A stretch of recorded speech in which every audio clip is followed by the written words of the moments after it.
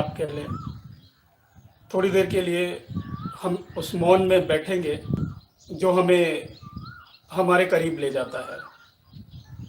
उसके पश्चात मैं कुछ सवाल हैं जिन पर चर्चा करूंगा और कोशिश करूंगा कि मुख्यतः जो प्रश्न आते हैं मेरे पास में या जो आप लोगों के प्रश्न होते हैं उसके विषय पर कुछ चर्चा करूं।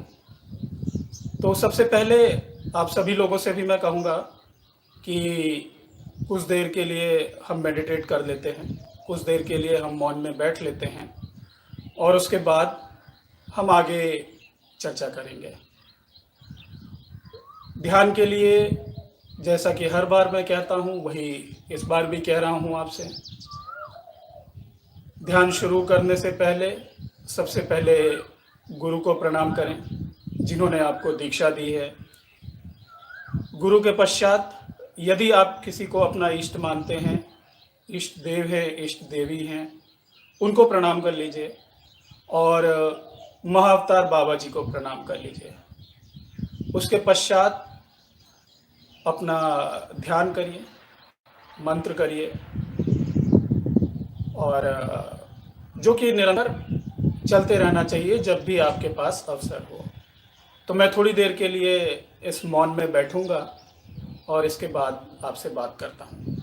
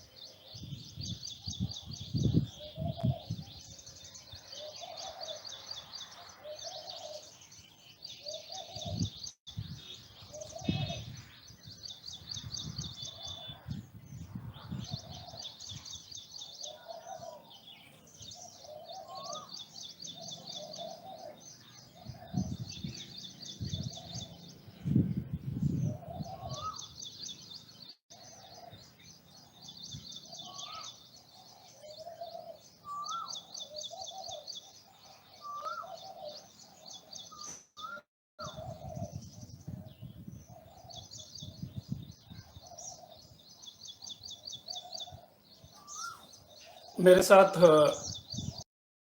के लिए आप सभी का धन्यवाद। तो कुछ सवाल हैं जिनके बारे में मैं बात करूँगा आपसे अभी। एक बहुत ही कॉमन क्वेश्चन आता है कि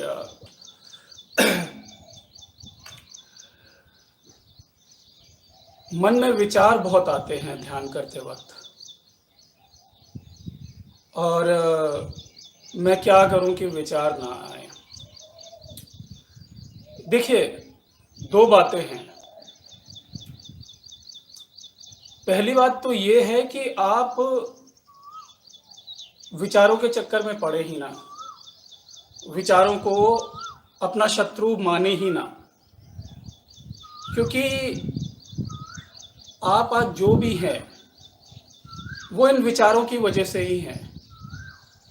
जो भी आपका थॉट प्रोसेस है, जो भी आपका सोचने का तरीका है, आप आज जो भी बने हैं, अगर ये विचार नहीं होते, तो आप उस तरह के नहीं होते।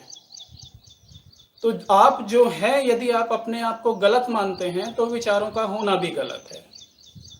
और यदि आप आज जो हैं, जो आपकी पर्सनैलिटी है, आप जैसे भी हैं, जो भी हैं, अगर आज आप अपने आप को सही मानते हैं, तो आपको विचारों से बहुत ज़्यादा परेशान नहीं होना चाहिए। समस्या ये है कि हमने विचारों के विषय में इतना कुछ पढ़ लिया है और अभी जो एक प्रेवेलेंट थॉट है, विचारों के बारे में जो विचार है कि विचारों का होना ध्यान का ना होना है। आपको ये बात समझनी चाहिए कि जैसे-जैसे आप साधना करते जाते हैं, वैसे-वैसे आपका शरीर शून्य होता चला जाता है। आप न्यूट्रलिटी की तरफ, शून्यता की तरफ ऑटोमेटिकली पुश होने लगते हैं मंत्र की वजह से, अपनी साधना की वजह से, अपने ध्यान की वजह से। जब आप शून्यता की तरफ स्वतः ही जाना शुरू कर देंगे, तो विचारों पे आपको अलग से काम करने की आवश्यकता नहीं है। ये मेरा व्यक्तिगत एक्सपीरियंस है और मैं इस चीज़ को 100% कह सकता हूँ। क्योंकि मैंने ये पाया कि अगर आप निरंतर विचारों के पीछे पड़े रहेंगे कि विचार आ रहे हैं, डिस्टर्ब कर रहे हैं, तो आप सिर्फ डिस्टर्ब ही होते रहेंगे विचारों की वजह से।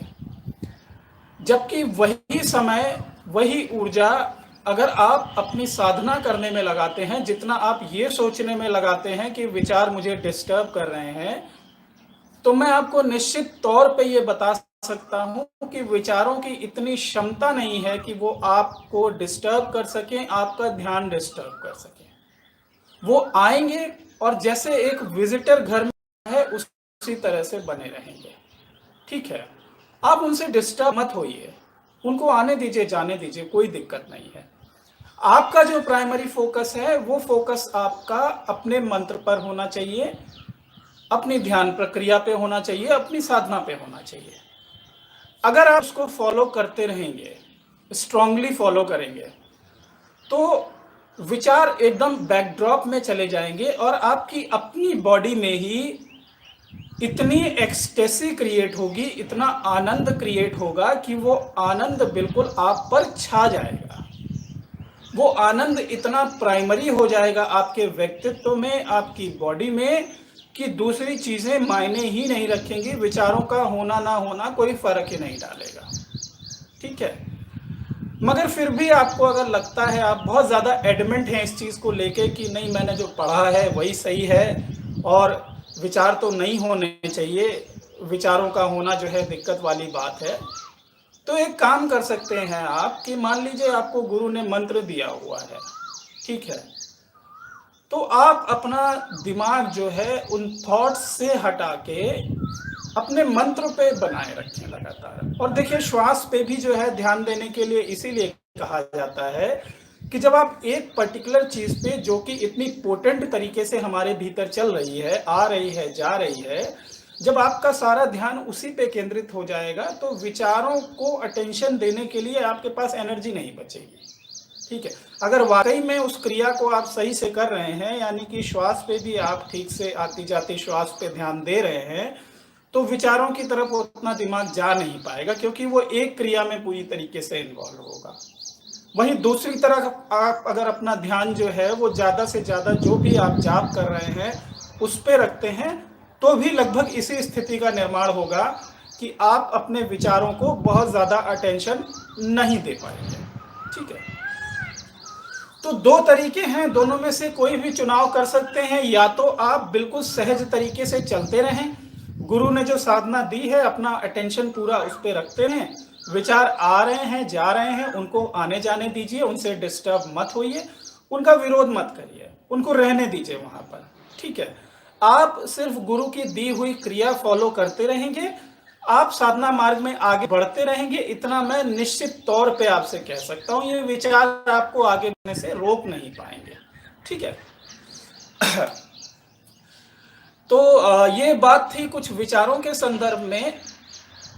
अगर आप साधना सही से कर रहे हैं, अच्छे से कर रहे हैं, तो यकीन मानिए मेरा कि ये बिल्कुल भी चिंता का विषय नहीं है कि मुझे विचार ज़्यादा आते हैं या साधना के दौरान विचार लगातार परेशान करते हैं। इनको आने जाने दीजिए, इनकी आदत डाल लीजिए।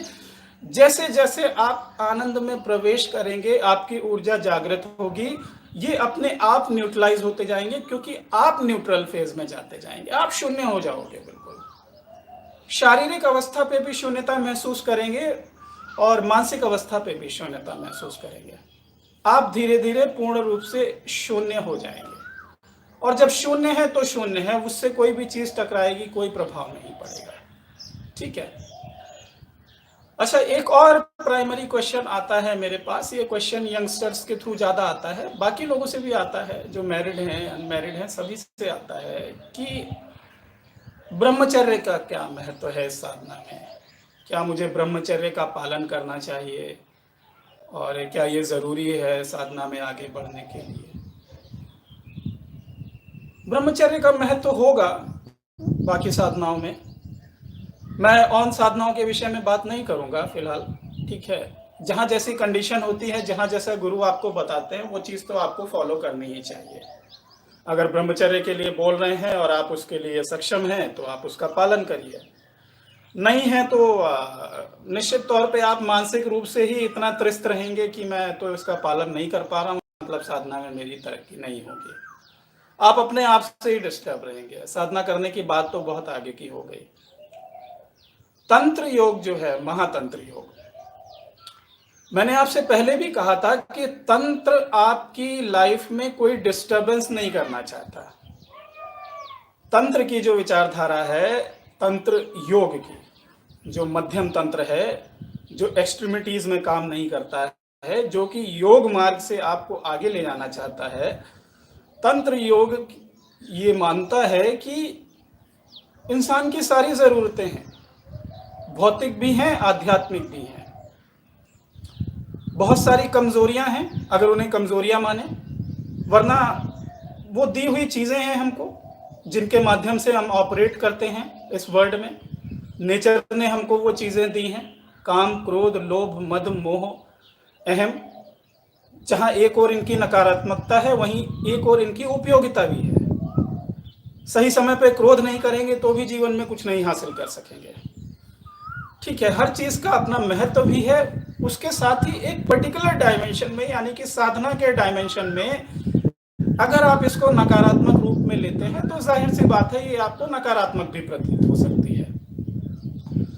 तंत्र ये मानता है कि आपके सामने ये सारे चैलेंजेस हैं, मगर तंत्र ने ये एक्सप्लोर किया, ये खोजा, ये जाना कि आपकी बॉडी सर्टेन तरीके से ऑपरेट होती है, सर्टेन एनर्जी से ऑपरेट होती है। जब तक ये चेतना इस शरीर में है, इस शरीर को ऑपरेट होने के लिए कई सारे मैकेनिज्म मिले हुए हैं। एक तो एनर्जी के माध्यम से ऑपरेट होती है, और दूसरा जो फिजिकल बॉडी में अंदर ये जो सिस्टम सारा मिला हुआ है, ब्रेन लगा हुआ है, आंखें लगी हुई हैं, दांत लगे हुए हैं खाना खाने के लिए, अंदर लीवर वगैरह सब कुछ जो है, एक रोबोट ही समझ लीजिए जिसके अंदर एक चेतना पड़ी हुई है, जैसे ही वो चेतना उसको छोड़ देती है, ये खत्म हो गया शरीर, है ना। फिर तो वो आपने वो हड्डियां पड़ी देखी हुई हैं शमशान में, कपाल देखे हुए हैं, वही इसका भी होना है। ये जो चेतना आपसे बात कर रही है, सारा खेल इस चेतना का ही है। ये जो दिख रहा है आपको, इसको तो मिट जाना है, आज नहीं तो कल, कभी ना कभी तो इसको मिटना ही है। जब इसका अवसर आ जाएगा कर्मानुस्वरूप, ये मिट ही जाएगा।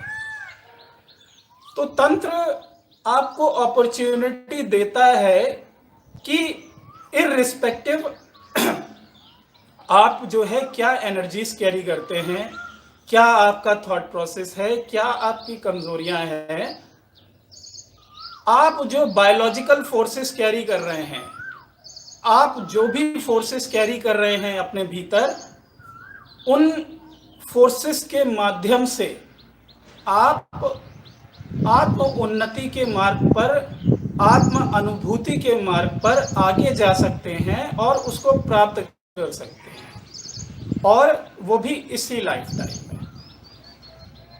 तो कहने का तात्पर्य ये है, देखिए कि इस साधना में मैं आपसे इस तरह की कोई भी अनर्गल उम्मीद नहीं रखता हूं कि आप एक पारिवारिक व्यक्ति होते हुए जो है आप ब्रह्मचर्य का पालन करें। और ये सब करना है तो फैमिली वगैरह की कोई ज़रूरत नहीं है, आपको सब कुछ छोड़ देना चाहिए। और साधु करते हैं, योगी करते हैं, अलग चले जाते हैं, किसी भी चीज़ से कोई मतलब नहीं है, वो सब करना चाहिए। और अगर आप देखते हैं कि प्रैक्टिकली ये सब संभव नहीं है, ना आप परिवार छोड़ सकते हैं, ना बच्चे छोड़ सकते हैं, ना अपनी जिम्मेदारियां छोड़ सकते हैं, तो ब्रह्मचर्य वगैरह की बातें जो हैं वो निरी बकवास हो जाती है मेरी नज़र में। मैं ये समझता हूं कि आप जीवन को सुचारू रूप से ले चलकर यदि अपनी जिम्मेदारियां पूरी करते हुए अपनी शक्ति को जागृत कर सकते हैं, उसी स्तर पे, जिस स्तर पे उच्च कोटि के योगी करते हैं, तो जरूरत क्या है इस सब में पढ़ने की? क्यों अपने आप को मानसिक रूप से इतना डिस्टर्ब करना, अपने आप में ही इतनी कॉम्प्लेक्सिटी बसा लेना कि मैं ये नहीं कर पा रहा हूँ। देखिए वैसे इतने सारे कॉम्प्लेक्सेस होते हैं इंसान के जीवन में, ठीक है, मैं अमीर नहीं हूँ, मेरे पास ये नहीं है, मैं ये भोग नहीं कर पाया, मैं जीवन में ये पद नहीं प्राप्त कर पाया, बहुत सारे कॉम्प्लेक्सेस इंसान पहले से ही लेके चल रहा है। और आप साधना मार्ग पे चले शांति प्राप्त करने के लिए, शांति तो प्राप्त हुई नहीं, 2-4 कॉम्प्लेक्सेस और आपके तैयार हो गए, 2-4-10 की मैं अब साधना पे ये नहीं कर पा रहा हूँ, मैं नियमित तौर पे साधना नहीं कर पा रहा हूँ, मैं ऐसा नहीं कर पा रहा हूँ, मैं वैसा नहीं कर पा रहा हूँ, तो ये सारे और भी कॉम्प्लेक्सेस आपके तैयार हो गए। उससे होता क्या है कि आपकी साधना और भी ज़्यादा डिस्टर्ब हो जाती है ना। तो उन चीज़ों में पढ़ने की बजाय हम ये कर सकते हैं कि जो जैसा चल रहा है उसको वैसा ही चलने दीजिए, कोई चेंज मत करिए अपने आप में। हाँ, मैं ये नहीं कहता कि चीज़ों की मतलब अति करना शुरू कर दें कि मतलब जो है आप जो भी काम कर रहे हैं उसको इतना करें कि नहीं अरे कोई दिक्कत नहीं है, साधना तो अपने आप ही हो जाएगी और जो भी है जीवन में चलने दो। जहाँ तक आप नियंत्रित कर सकते हैं चीज़ों को करिए, लेकिन अपने आप को पनिशमेंट मत दीजिए साधना के नाम पे, है ना। साधना के नाम पे अपने आप को लगातार सताना, मैं अब 3 बजे उठ के बैठूंगा, नींद पूरी नहीं हो रही है लेकिन 3 बजे बैठ के ऊँग रहे हैं साधना में, ठीक है।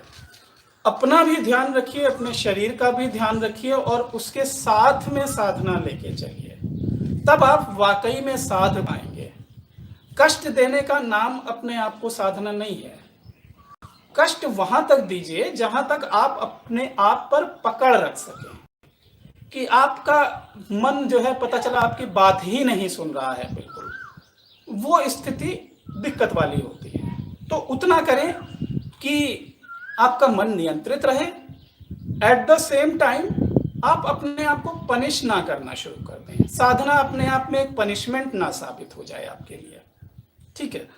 तो कुल मिला के मेरा कहना यही है कि साधना में, इस महातंत्र योग की साधना में मैं आपसे किसी भी तरह के ब्रह्मचर्य या अन्य चीज़ों की अपेक्षा नहीं रखता हूँ। मैं सिर्फ और सिर्फ एक अपेक्षा रखता हूँ आपसे कि आप अधिक से अधिक अपनी क्रिया करते रहें। क्रिया की एक्सपेक्टेशन क्या है मैं आपको बता देता हूँ साफ साफ। देखिए, मेरे गुरुजी ने जब मुझे दीक्षा दी थी तो उन्होंने कहा था कि आप इसको 20 मिनट करिएगा बैठकर कम से कम। ठीक है, कम से कम 20 मिनट का समय बोला था उन्होंने। उसके अलावा उन्होंने मुझे माफ कीजिएगा, कुछ भी नहीं बोला कि आपको ज्यादा करना है, कम करना है। मुझे समय के साथ एहसास हुआ कि 20 minute is the minimum time period. ये कम से कम समय है जो कि इंश्योर करेगा कि मेरी आध्यात्मिक उन्नति शुरू हो जाए, लेकिन उसका एक सर्टेन पेस रहेगा। 20 मिनट का समय 24 घंटे में बहुत कम समय होता है। किसी चीज में अगर पारंगत होना है, पीक पे जाना है, तो समय जाहिर सी बात है आपको ज्यादा देना पड़ता है। काफी समय बीता, उसके पश्चात मुझे ये पता चला कि जो मेरे दादा गुरु थे पूर्णानंद परमहंस जी, जो कि सिद्धाश्रम गए थे, उन्होंने अपने शिष्यों से कहा था कि कम से कम आपको 1.5 घंटे साधना रोज करनी चाहिए। और याद रखिएगा, उन्होंने 1.5 घंटे, तो जैसा कि मैं आपसे कह रहा था कि जो दादा गुरु थे पूर्णानंद परमहंस जी, उन्होंने अपने साधकों से कहा था कि आपको कम से कम 1.5 घंटे साधना करनी चाहिए। और ये 1.5 घंटे साधना जो है बैठ कर करनी चाहिए, ना कि अन्य तरीकों से, यानी कि जाप करके।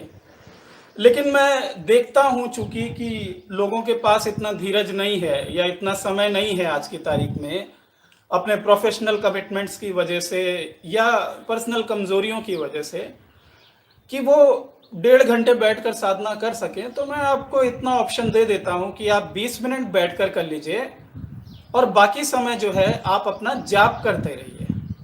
वो भी मैं आपसे बोलता हूं कि आप टुकड़ों में कर लीजिए, बिट्स एंड फ्रेगमेंट्स में कर लीजिए। 5 मिनट, 10 मिनट, 15 मिनट, सब मिलाकर आप 1.5 घंटे प्रैक्टिस कर लें। अच्छा, अगर मैं व्यक्तिगत बात करूं तो मेरी साधना का वो दौर गुजरा है जब मैंने एक दिन में 2 से 4 घंटे मेरा सिटिंग टाइम था। 2 घंटे तो सिटिंग टाइम होता ही होता था, और उसके अलावा मैं 8 से 10 घंटे जाप करता था। अब 8 से 10 घंटे, जाहिर सी बात है कि घर के कामकाज छोड़कर तो मैं नहीं बैठ जाऊंगा। तो मैं जो भी काम कर रहा होता था, कॉलेज हूँ, घर का कोई भी काम कर रहा हूँ, कुछ भी कर रहा हूँ, जब साधना की ललक जागी थी मेरे अंदर, तो मैं लगातार जाप करता ही रहता था। और मैं अपने आप को किसी ना किसी रूप से रिमाइंडर देता रहता था। कुछ किताबें मैंने उस वक्त पढ़ी थी जिसमें ये एडवाइस किया गया कि कोई काम अगर आपको लगातार करना है और मान लीजिए आप भूल जाते हैं, तो सर्टेन रिमाइंडर्स सेट कर दीजिए उस काम को करने के लिए, जिसके लिए आप कुछ सर्टेन बदलाव कर सकते हैं। जैसे कि अगर आप घड़ी सीधे हाथ में, उल्टे हाथ में पहनते हैं तो आप सीधे में पहन लीजिए। तो आपकी जब जब घड़ी पे नजर पड़ेगी तो आपको याद आ जाएगा कि अच्छा, मुझे जाप करना है। आप जहां पे लगातार शीशे के सामने खड़े होते हैं, वहां पे कुछ कट पेस्ट कर दिया, छोटा सा पेस्ट लगा दिया जिस पर आपकी नजर पड़ जाए कि आपको मंत्र करना है। कुछ भी, जो चीजें जहां यथावत रखी है उनमें कुछ चेंज कर दिया। कुछ भी ऐसे सर्टेन रिमाइंडर्स जो आपको याद दिलाएं कि आपको अपना जाप करते रहना है। एक बार आदत पड़ जाएगी, देखिए शुरू में आदत डालनी होती है, एक बार आदत पड़ जाएगी तो फिर ये समस्या नहीं रहेगी। फिर एक बार जब आप अजपा की स्थिति में पहुंचने लगते हैं, जहां पे मंत्र स्वतः चलने लगता है। अब स्वतः का चलने का मतलब ये नहीं होता, इसके बारे में बड़ा मिसकंसेप्शन है कि आपको अलग से कोई मंत्र सुनाई देने लग जाएगा। ठीक है, कि अलग से ऐसा लगेगा कि साथ में कोई व्यक्ति बैठा हुआ है जिसकी में आपको अपना मंत्र सुनाई दे रहा है। नहीं, ऐसा नहीं होता है। अजपा की स्थिति वो होती है जहां पे आप मिनिमम प्रयास कर रहे होते हैं अपनी तरफ से जाप करने के लिए, या कोई प्रयास नहीं कर रहे होते हैं। मान लीजिए मैं अभी खाली बैठा हूं और अचानक ही मानसिक रूप से मेरा जाप चलने लग गया। ठीक है, मुझे याद आ गया, या मेरी इतनी आदत पड़ गई है कि जो जाप मैं मौखिक रूप से करता हूं उस जाप को मैं लगातार तुरंत ही करने लग गया। जब जब मैं खाली हुआ मुझे ऑटो रिमाइंडर मिल गया। और फिर वो जब गहरी स्थिति आ जाती है तो उसमें क्या होता है कि आप मुश्किल से 1 मिनट 2 मिनट मंत्र करेंगे और आप ध्यान की अवस्था में उतर जाएंगे। उस स्थिति में आप अजपा की ही स्थिति में होंगे। वो स्थिति काफी देर तक बनी रह सकती है और वो आनंद की बहुत अच्छी स्थिति होती है। वो स्थिति की फ्रीक्वेंसी बढ़ जाएगी, वो लगातार होने लग जाएगी, आपके साथ होती ही रहेगी, बार बार होती रहेगी। उसके अलावा ये हो गई विचारों की बात, ब्रह्मचर्य की बात। एक सवाल लोग अक्सर मुझसे पूछते हैं, आप लोगों में से भी पूछते हैं या जो नए साधक आते हैं वो भी पूछते हैं कि मैं अपनी साधना में और आगे कैसे बढ़ूं। देखिए, मुझे ये लगता है कि rather than building Castle's in the air, हवाई किले बनाने की अपेक्षा कि मैं ये सोचूं कि कुछ ऐसा होगा, कुछ ऐसा शॉर्टकट होगा जिससे साधना अपने आप बढ़ जाएगी और मैं योगियों की तरह उच्च अवस्था पे पहुंच जाऊंगा, ये थोड़ा सा बेमानी है। ठीक है, ये मतलब लॉजिकल नहीं है।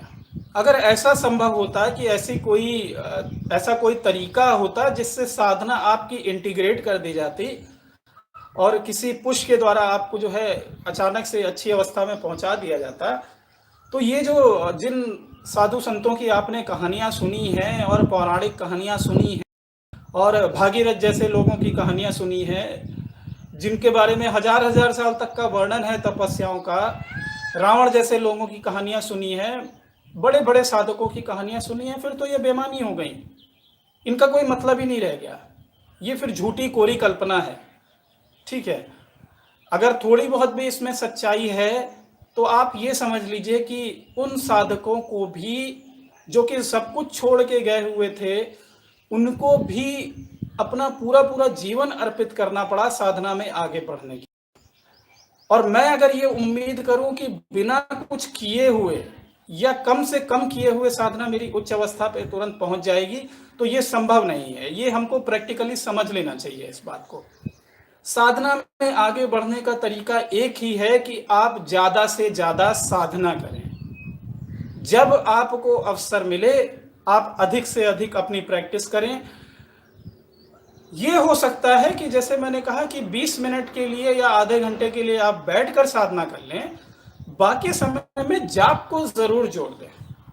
आप में से कई लोग कहते हैं कि मैं बैठ के नहीं करता हूं तो मन नहीं लगता है। ऑफिस में भी हम काम करते हैं, तो अगर आप साधना में आगे बढ़ना चाहते हैं तो मेरी सिंपल सी गुजारिश है, आपसे यही गुजारिश है कि फैंटेसी वर्ड को भूल जाएं और प्रैक्टिकली जितना ज़्यादा आप अपना जाप कर सकते हैं उतना ज़्यादा जाप करिए और मंत्र करिए। आपकी साधना के लिए ये बात कह रहा हूँ मैं, अन्य साधनाओं के लिए जैसा भी गुरु ने इंस्ट्रक्शन दिया है उसको ज़्यादा से ज़्यादा फॉलो करिए। यही चीज़ आपकी साधना के विषय में भी है। इस साधना की कुंजी यही है सफलता की कि आप अपनी सांसों में अपना मंत्र बसा लें। आप कोशिश करें कि आपकी आती जाती कोई भी सांस जो है बेकार ना जाए, बर्बाद ना जाए। अगर बिना मंत्र के कोई सांस जा रही है तो उसको ये समझ लीजिए कि ये मैं बेकार जा रही है। ठीक है, जब आपका एटीट्यूड ये हो जाएगा और जब आप इसी लय पे काम करने लगेंगे, इसी विचारधारा पे काम करने लगेंगे कि मुझे अपनी सांसों को बर्बाद नहीं जाने देना है और अपनी चेतना को जानने के लिए अपनी एक एक सांस को यूटिलाइज करना है, जब आपका थॉट प्रोसेस ये हो जाएगा तो यकीन मानिए आपको उच्च से उच्च अवस्था तक पहुंचने से कोई नहीं रोक सकता है। और जिस दिन आप ऐसा करने लग जाएंगे आपके पास कोई कारण नहीं होगा मुझसे शिकायत करने के लिए। तब आपको मेरी बात बहुत बेहतर तरीके से समझ में आ जाएगी कि मैं आपसे क्या कहने की कोशिश कर रहा हूं। देखिए, ये काम बहुत कठिन होता है। किसी भी व्यक्ति को जिस चीज का टेस्ट नहीं मिला है उसके विषय में एक्सप्लेन कर पाना सिर्फ शब्दों के द्वारा कि वो टेस्ट कैसा होगा, तब तक मैं कुछ भी कहता रहूं उस टेस्ट की सिर्फ आपको कल्पना करा सकता हूं, और अगर आप उतने कल्पनाशील नहीं हैं जो उसका कुछ बिंदु भी छू पाए, तो विश्वास और अविश्वास के झूले में आप निरंतर झूलते रहेंगे। कभी गुरु के प्रति श्रद्धा आएगी, कभी क्रोध आएगा, सारी चीजें चलती रहेंगी। लेकिन जिस दिन आप वो रस थोड़ा सा भी पी लेंगे, जिस दिन आप उस स्थिति में थोड़ा सा भी प्रवेश कर जाएंगे, मैं दावे के साथ कह सकता हूं कि आपके पास शिकायत करने के लिए कुछ बचेगा ही नहीं, कुछ नहीं बचेगा। तब आपको जो बात समझ में आ रही होगी उसका स्तर बिल्कुल अलग हो जाएगा, क्योंकि तब आप किसी इनिशियल थॉट प्रोसेस के कारण चीजों को एनालाइज नहीं कर रहे होंगे, तब आप किसी प्री कंसीव्ड नोशन के साथ नहीं चल रहे होंगे कि ये चीज सही है या ये गलत है।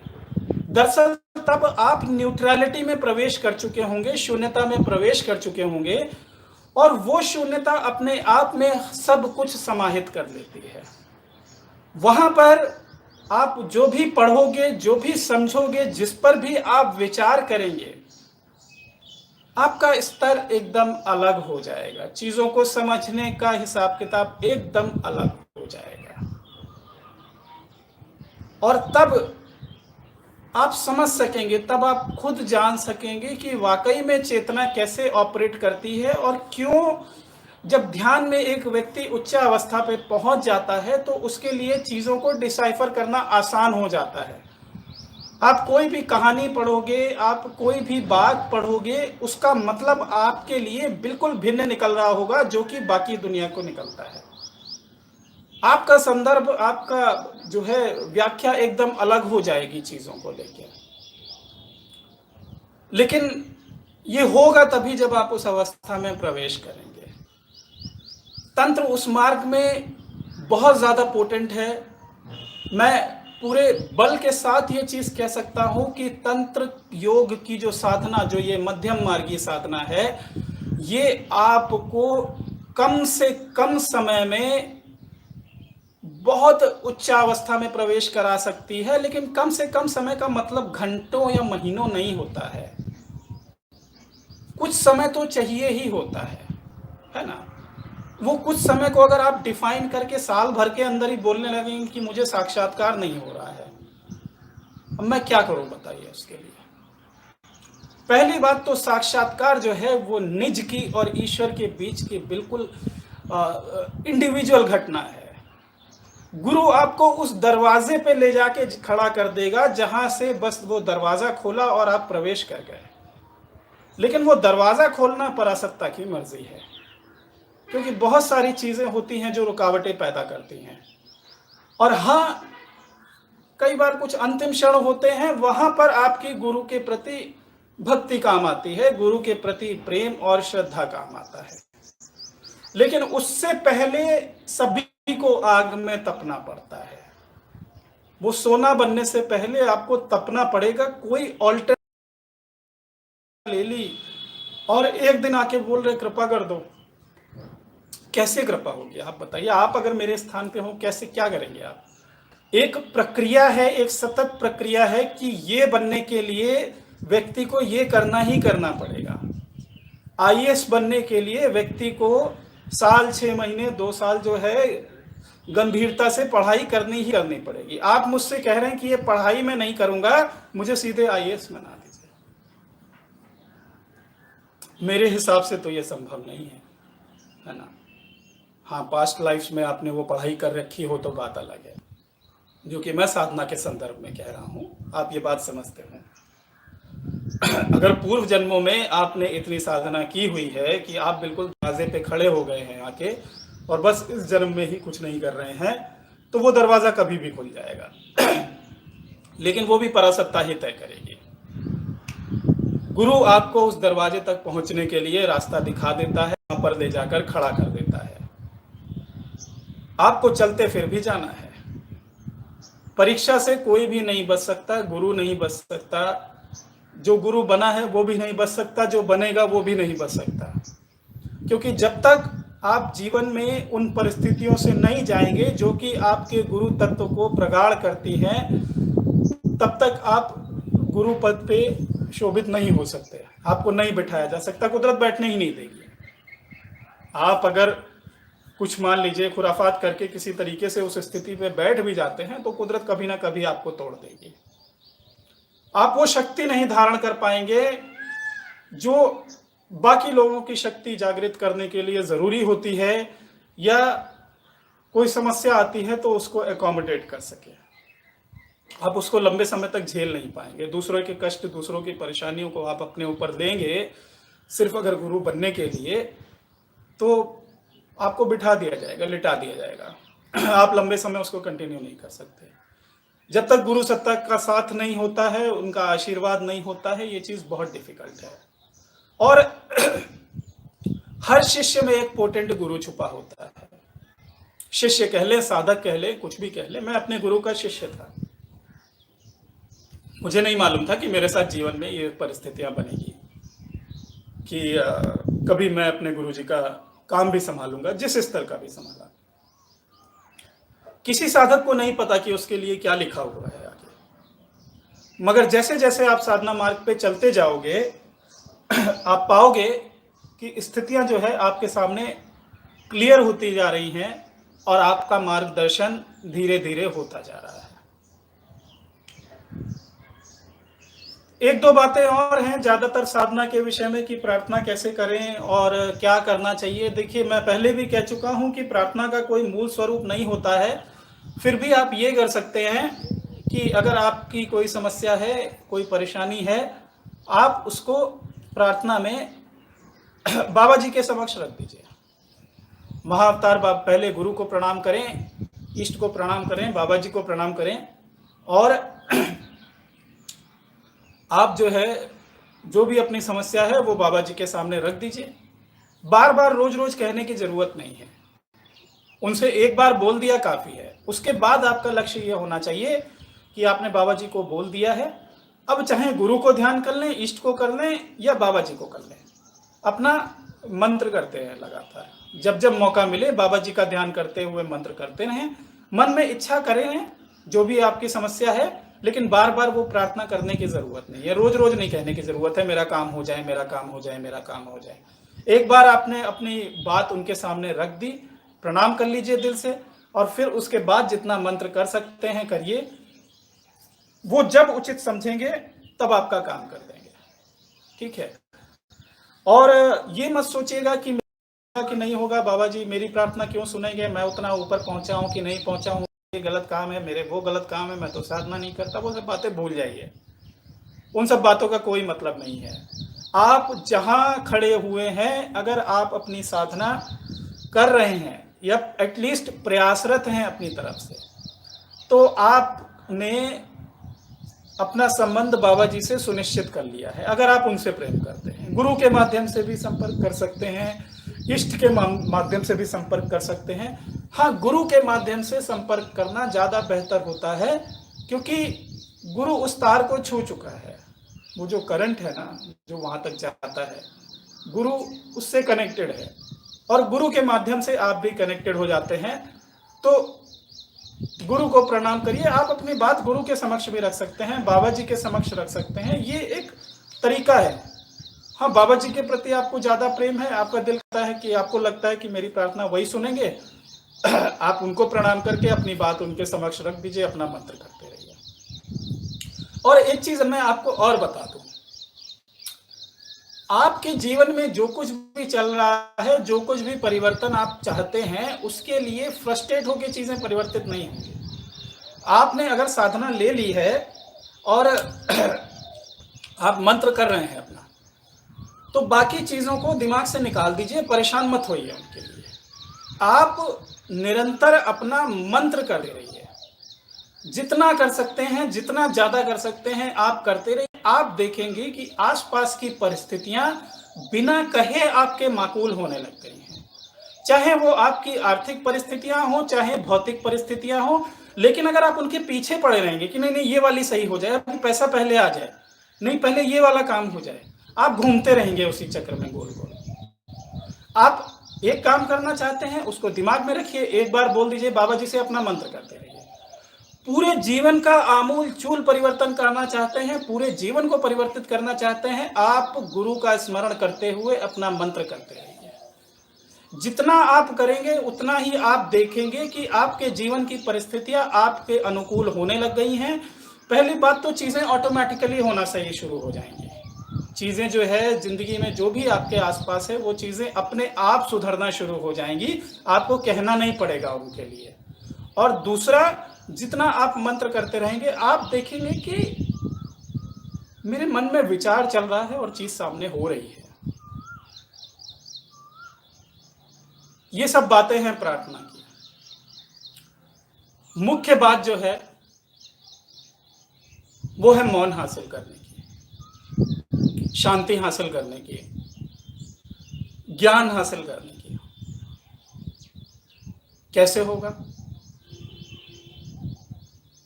गुरु के प्रति भक्ति और समर्पण,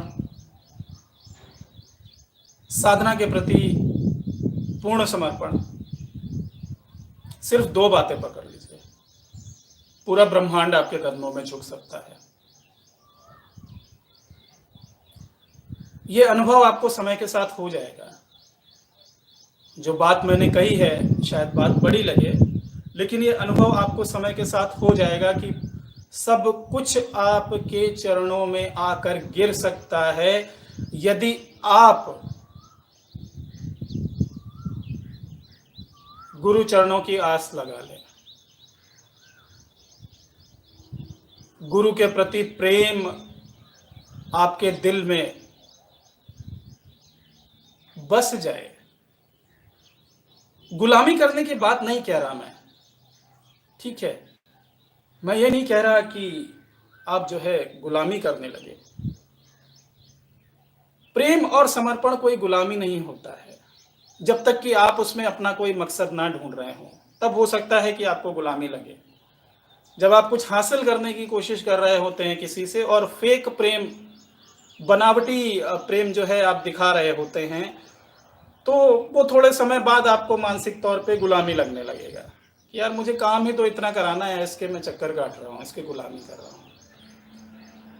लेकिन अगर आप साधना को वाकई में समझेंगे, आत्मज्ञान को आप वाकई में महत्व देते हैं, तो आप पाएंगे कि गुरु तत्व के प्रति समर्पण जो है बहुत इंपॉर्टेंट भी है। और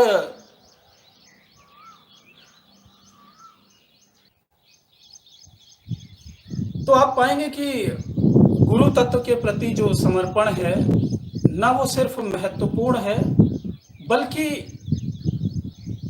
बहुत ही गहराई में ले जाने वाला है, अतुलित फल देने वाला है, अतुलित बल देने वाला है। आपके जीवन को पूरी तरीके से परिवर्तित करने की क्षमता रखता है गुरु तत्व। लेकिन आपका समर्पण होना चाहिए, आपका प्रेम होना चाहिए। और वो प्रेम और समर्पण झलकेगा कैसे? जब उसकी दी हुई चीज की आप रिस्पेक्ट करोगे। उसने जो भी आपको दिया है कि मैं तुम्हें ये चीज दे रहा हूं और तुम इसे अपना कर्तव्य मान के इसका पालन करते रहो, इसको अधिकाधिक रिस्पेक्ट देते रहो। अगर आप वो कर लेते हैं तो आप गुरु तत्व की रिस्पेक्ट ऑटोमेटिकली कर रहे हैं। सेवा वगैरह का अपना महत्व होता है, लेकिन आज की तारीख में वो स्थितियां मौजूद नहीं हैं जैसे पहले शिष्य को जो है गुरु की सेवा करने का अवसर प्राप्त हो जाता था। मुझे खुद अपने जीवन में गुरु की सेवा करने का अवसर नहीं प्राप्त हुआ। मुझे कोई अफसोस नहीं है, लेकिन हाँ लगता है कि शायद उनके सानिध्य में रहने का मौका मिलता, सेवा करने का मौका मिलता तो कितना अच्छा होता। उनके चरण छूने का मौका मिलता रोज, उनके बताए गए काम करने का मौका मिलता रोज, कितना अच्छा महसूस होता, खुद को कितना अच्छा लगता। कहीं ना कहीं उस चीज को मिस करता हूं मैं, क्योंकि जीवन में 4 ही मुलाकात हुई गुरु से। ये सौभाग्य था, ये दुर्भाग्य था, ये मैं नहीं जानता। सौभाग्य साधना के संदर्भ में तो जरूर था, हाँ, लेकिन मुख्य बात यही होती है कि गुरु आपको मार्ग दिखाने आता है। उन 4 मुलाकातों में, 4 बार दर्शन में जो है गुरु से वो चीज़ मिल गई जिसने जीवन को परिवर्तित कर दिया। गुरु का रोल भी वही होता है, गुरु मीडिएटर है। लेकिन जब आप साधना मार्ग पे चलते हैं, प्रेम करते हैं साधना से, अपनी अपनी साधना दिल लगाकर करते हैं और उसकी जो परिणति होती है, तो गुरु से प्रेम ऑटोमेटिकली हो जाता है, अपने आप हो जाता है, करना नहीं पड़ता है। साधना जो नहीं कर रहा है, इधर उधर ट्राई करता घूम रहा है, इधर उधर हर जगह चेक करता घूम रहा है, तो वो तो घूमता ही रहेगा। ठीक है, और ठीक है, भटकना भी अपनी गति होती है। जिसने भटकाव का ही चुनाव किया हुआ है उसके लिए कोई कुछ नहीं कर सकता है। ठीक है, अल्टीमेटली आपको ही तय करना होता है कि आपको भटकना है या एक जगह रुक के, वो जगह कोई भी हो, जरूरी नहीं है वो मेरे पास हो, वो किसी भी गुरु के पास हो सकती है। गुरु गुरु होता है। आप एक जगह रुककर अगर अपना समर्पण भाव के साथ में जो भी मार्ग गुरु दिखाता है और आपको वो सूट कर जाता है, तो आप एक जगह लग के अपना पूरा जो सामर्थ्य है उसमें लगा दें, कि कल जब आप पलट के देखें तो आपको ये ना कहने को रह जाए कि मैंने इस मार्ग में बेईमानी की। महीने 15 दिन जोश रहा, साधना कर ली, उसके बाद जो है फिर दूसरा ढूंढ निकल पड़े। वहाँ पे किया था, थोड़े दिन ठीक चला, कुछ अच्छा सा नहीं लगा, कुछ मज़ा सा नहीं आया, इसलिए जो है अब सोच रहा हूँ कि दूसरी कर लेता हूँ। ठीक है, अब गुरु क्या है, अगर आज की तारीख में देखूँ, जो बड़े बड़े इंफ्रास्ट्रक्चर चल रहे हैं, ठीक है भैया आ जाओ, इतना पैसा जमा करो, आ जाओ, कोई बात नहीं, तो वो गुरु शॉपिंग वाला मामला हो गया है। आप में से मेरे पास जितने लोग आए हैं मेरे पास में, कई लोग ऐसे हैं जो मुझसे चिढ़ते भी हैं, क्योंकि मैं साधना के लिए कई लोगों को मना कर देता हूँ। महीने भर पहले आपने साधना ली हुई है, महीने भर बाद मेरे पास आ गए, ये सुनने में अच्छा सा लग रहा था, देखने में अच्छा सा लग रहा था, इसलिए मैं साधना करने आ गया आपके पास। नहीं, मेरे हिसाब से तो वो सही नहीं है, इसलिए मैं मना कर देता हूँ।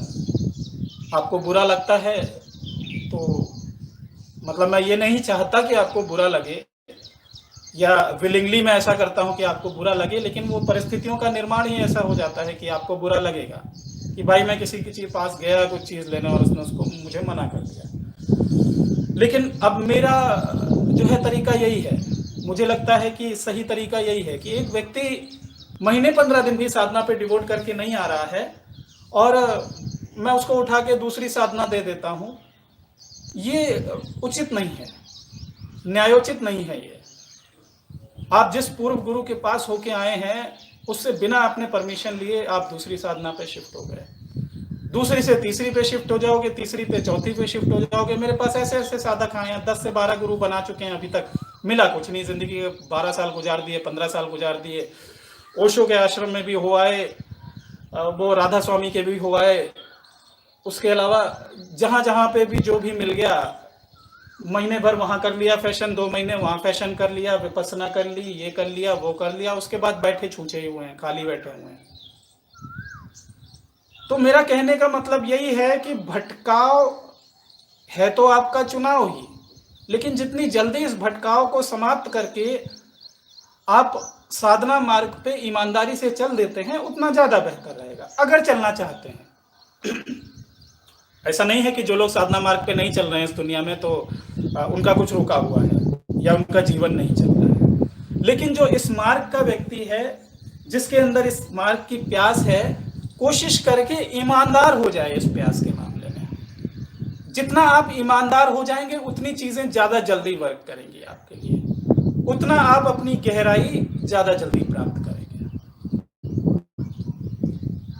आज के लिए मैं इतना ही कहूंगा और एक बार फिर से आपको रिमाइंडर दे दूं,